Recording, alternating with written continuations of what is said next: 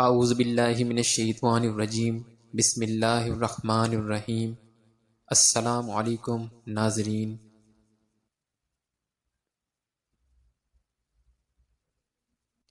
ایک مرتبہ حضرت علی رضی اللہ تعالی عنہ نماز جمعہ کی تیاری فرما رہے تھے۔ خطبہ شروع ہوا تو آپ روح کے بارے میں اہم ارشادات فرمانے لگے۔ یہ بات شروع ہی ہوئی تھی کہ ایک شخص حضرت علی سے کہنے لگا، یا علی، جب انسان سو جاتا ہے تو کیا انسان کی روح اس کے جسم سے جدا ہو جاتی ہے؟ تو حضرت علی نے فرمایا، تمہارے جسم میں جو روح اللہ تعالی نے ڈالی ہے یہ 3 حصوں پر تقسیم ہے۔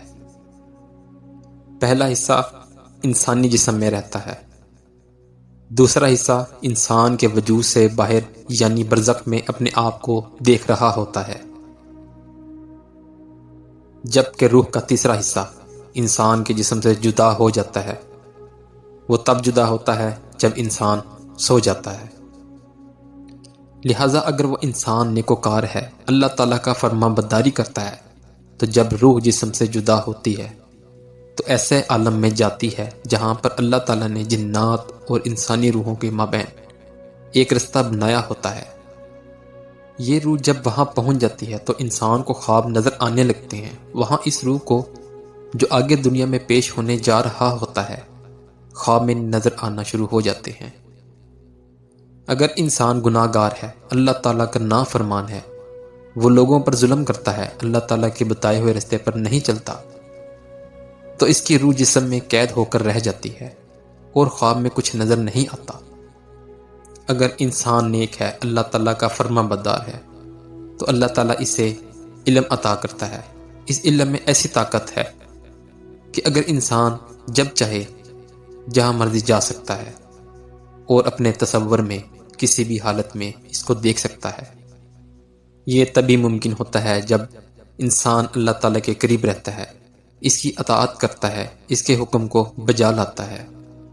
حضرت علی نے یہ بھی فرمایا کہ اللہ تعالیٰ نے علم کے خزانوں کو انسانوں کے لیے کھول کر رکھ دیے ہیں، مگر افسوس انسانوں کی اپنی غفلت کی وجہ سے وہ اس نعمت سے یعنی علم کے خزانوں سے بہت دور ہیں۔ نیند کے دوران روح کا بدن سے نکلنا، اس حوالے سے قرآن پاک میں اللہ تعالیٰ ارشاد فرماتا ہے،